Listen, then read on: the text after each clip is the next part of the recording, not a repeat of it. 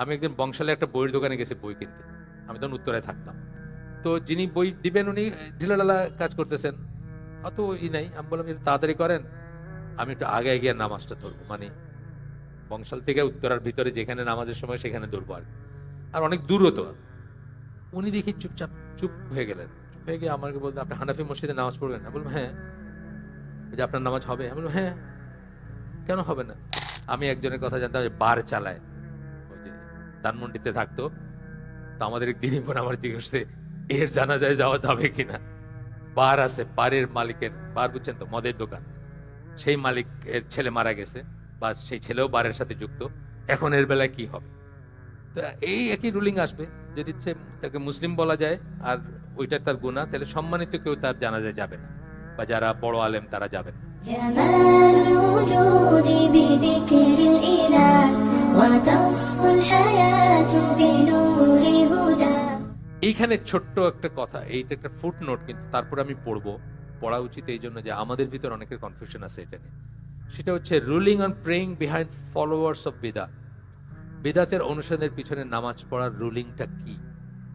It should be noted that the opinion of Ahlus Sunnah on this issue may be summed up as follows. Ahlus Sunnah জামার যে এটা নিয়ে যে মতামত, সেটাকে এই ফলোইং সামারাইজ করা যায়, বা যদি আমরা সারমর্ম বলি তাহলে এটা দাঁড়ায়, it is not permissible to pray behind a কাফের অর এন অ্যাপোস্টেট। প্রথম কথা হলো, কাফের বা মুরতাদ যাকে জানি আমরা, তার পিছনে নামাজ পড়া যাবে না। আচ্ছা, not praying behind one whose case is unknown and whose aqidah is unknown is a bidah which was not suggested by any of the salaf. কিন্তু যাকে আপনি জানেন না যে সে কাফের কিনা, সে মুরতাদ কিনা, এরকম কোনো প্রমাণ নাই, জানেন না আপনি। One whose case is unknown, অজানা, জানেন না, একটা মসজিদের পাশে গাড়ি দাঁড় করাইছেন নামাজের সময়, নামাজ দাঁড়ায় গেছে, সেই অবস্থা। অ্যান্ড হুজ আকিদা ইজ আননোন, বা তার আকিদা সম্বন্ধে আপনি আসলে জানেন নাকি, তার পেছনে না পড়াটা হচ্ছে বিদাত। নামাজ না পড়াটা হচ্ছে বিদাত, which was not suggested by any of the salaf. সালাফরা কখনো এটা বলেননি। এখানে আমার একটা ব্যক্তিগত জীবনের একটা এক্সপিরিয়েন্সই করি, ভিতরে যেখানে নামাজের সময় সেখানে দৌড়বো আর আর অনেক দূরও তো। উনি দেখি চুপচাপ চুপ হয়ে গেলেন, চুপ হয়ে গিয়ে আমাকে বলতে, আপনি হানাফি মসজিদে নামাজ পড়বেন? আমি বললাম হ্যাঁ। যে আপনার নামাজ হবে? আমি বললাম হ্যাঁ। কেন হবে না? মানে এটা হচ্ছে আরেকটা এক্সট্রিম যাদের কথা বলতেছেন আর। সুতরাং এই পয়েন্টটা এই জন্য নিয়ে আসছে। আমি তো ডক্টর সাইফুল্লাহ, ডক্টর মঞ্জুরুল্লাহি, আকরামুজ্জামান আব্দুল সালাম, রফিকুল ইসলাম মাদানী, আব্দুল্লাহ জাহাঙ্গীর, সবার সাথে ট্রাভেল করছি।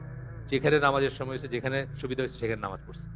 ব্যাটারি জিজ্ঞেস করে নাই, তুমি কি তুমি কি আছে না, মানে তুমি কে, তুমি কোন আকিদা, কোন মানহাজ, তুমি কি এরকম করো, তুমি কি রাফিয়াদান করো নাকি করো না, সেটা জিজ্ঞেস করে আমরা দাঁড়াই নাই, নামাজের সময় দাঁড়াইছে। আচ্ছা, the prohibition on praying behind an innovator is aimed at fighting his bidah and putting people off from it. But if it so happens that person prays behind the innovator, his prayer is still valid. আমরা কেন বেদাতীদের পিছনে নামাজ পড়তে চাই না, বা given a choice, আমাদের choice থাকলে কেন পড়ি না, সেই জন্য বিদাতটা ছেড়ে দেয়, তাকে বোঝানোর জন্য, তাকে অন্যদেরও এবং তাকেও কনসিয়াস করার জন্য। কিন্তু আমরা যদি কখনো পড়ি, আমাদের সালাত ভ্যালিড, এই হচ্ছে কথা। এটা আমরা মনে রাখবো যে আমাদের সালাত ভ্যালিড, যদি সে কুফর, কাফের না হয়, অথবা মুরতাদ না হয়, মানে ইসলাম থেকে বের হয়ে গেছে, অ্যাপোস্টেট সেটা না হয়। এইখানে আমাদের অনেকের কিন্তু একটা চরমপন্থা আছে, আমাদের ভিতরে অনেকের চরমপন্থা আছে। তো আমি তো বললাম যে আমি যতজনের নাম বললাম, ডক্টর আবু বকর জাকারিয়া, তার সাথে আমি ট্রাভেল করছি, সবার সাথে ট্রাভেল করছি, যেখানে আজান, যেখানে দাঁড়াইতে পারছে গাড়ি সুবিধা, সেখানে নামাজ পড়ছে, কেউ কোনোদিন হেজিটেট করেন না নামাজ পড়তে। তো এটা একটা এক্সট্রিমিজম বা একটা চরমপন্থা, আমরা এটাকে অ্যাভয়েড করবো ইনশাআল্লাহ। Ruling on not offering the funeral prayer and not praying for mercy for innovators, যারা বিদাতের উপর মারা গেছেন তাদের জানাজায় অ্যাটেন্ড না করা, অথবা তাদের জন্য আল্লাহর কাছে ক্ষমা না চাওয়া বা আল্লাহর দয়া না চাওয়া, এটির উপর রুলিংটা আমরা দেখব। Whoever dies as a kafir or an apostate from his religion or becomes a kafir because of his bidah and proof is established against him, মানে হুজ্জত কায়েম করা হয়েছে যে সে কাফের, কুফরের উপর মারা গেছে অথবা কাফের হয়ে গেছে, বিদাত করতে গিয়ে বিদাত কিন্তু কুফরও হইতে পারে। বিদাতে আমরা ডিটেলস পড়বো ইনশাল্লাহ, এই চ্যাপ্টারটা খুব ইম্পর্টেন্ট, আমরা বাইরের থেকেও পড়বো এর পরে, যদি আল্লাহ আমাদেরকে হায়াতে রাখেন বা আমরা সবাই থাকি, ভালো থাকি। তো বলতেছেন যে যার এগেনস্টে ইন্ডিভিজুয়ালি হুজ্জত কায়েম করা হয়েছে সেরকম কেউ, ইট ইজ নট পারমিসিবল, তা যদি হয় যে সে কাফের হিসাবে হুজ্জত কায়েম করা হয়েছে, সে কাফের হিসাবে মারা গেছে, হ্যাঁ, অথবা মুরতাদ হয়ে গেছে, তাহলে তার জানাজা পড়বেন না।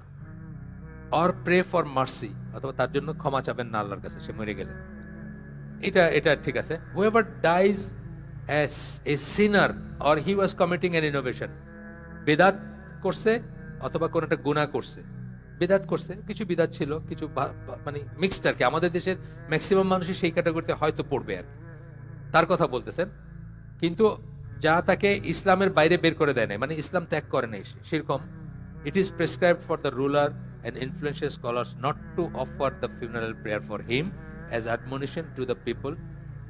যারা বিদাতের উপর মারা গেছে, নন বিদাতি, নন ডেভিয়েট, তাদের জন্য ইনফ্লুয়েন্সিয়াল মানুষ যারা, বড় স্কলার যারা অথবা শাসক যারা, তারা জানাজা পড়বে না, কিন্তু জেনারেল মানুষরা পড়বে।